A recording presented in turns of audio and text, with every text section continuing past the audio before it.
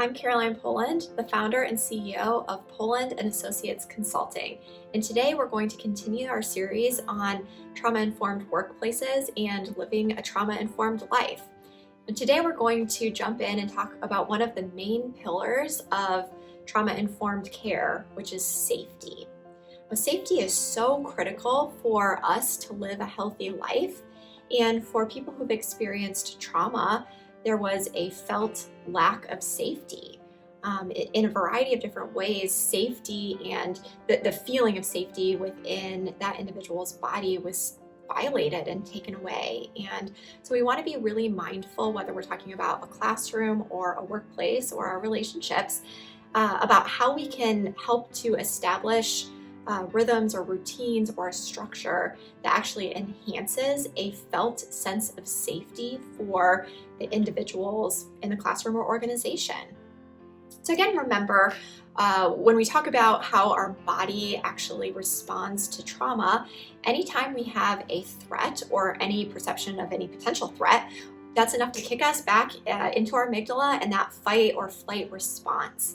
And so what we're trying to do is to create a structure that helps to minimize that fight, flight, freeze response, and again, to increase that felt sense of safety for individuals. So remember that triggers can exist on multiple different levels, and those triggers can, of course, trigger a felt lack of safety in our bodies. And again, that happens in classrooms and workplaces as well. So triggers can be very basic things like colors or smells or a certain day, a time of the year, a season, things like that. But triggers can also be a tone of voice, specific words, proximity, someone standing over them, a shaming statement, someone making fun of someone else. All of these things can be triggers. And so I think part of this process is really educating ourselves on the impacts of trauma and how people actually fundamentally don't feel safe in their bodies or don't feel safe in environments.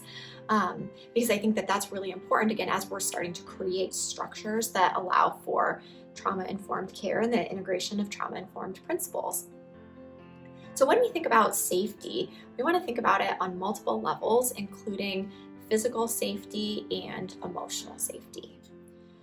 So with physical safety, of course, we're looking at some of those basic things like proximity, how close or far we're standing from someone.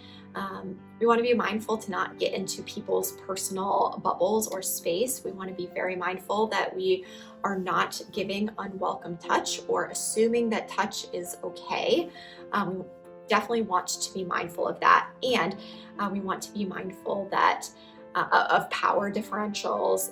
We also want to be mindful if someone doesn't feel safe with someone else in the workplace, and providing different options maybe for a workplace structure or where people are sitting or who's assigned to what project or who's sitting next to someone else in the classroom.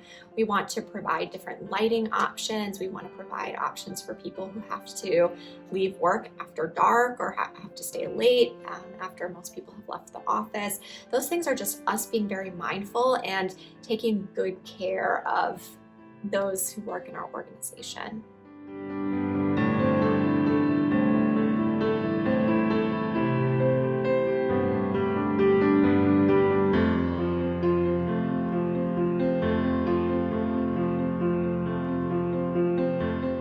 Physical safety can also look like being consistent. So when we are inconsistent, whether that's an educator or a boss or a manager or an owner of a company, when expectations kind of flip-flop, if people don't know when we come in, are we going to be in a great mood? Are we going to be really short with people?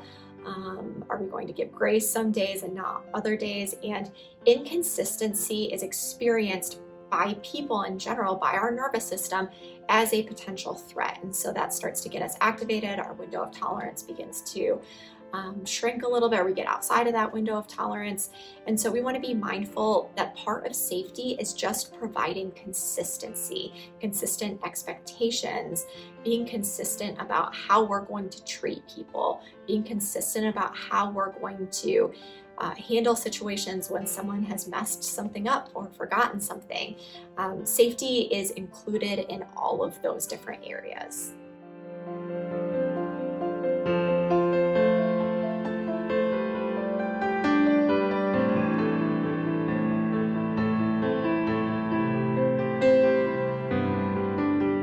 If you haven't already, make sure that you subscribe to this channel so that you don't miss out on future videos as we continue to dive into these important trauma-informed principles and pillars of trauma-informed care in the workplace and trauma-informed living in general. You can find me on Facebook and Instagram at Poland and Associates and my website polandandassociates.com. And if you are interested in having me speak to your business or organization, head to my website where you will find a form that you can fill out so that we can begin working together.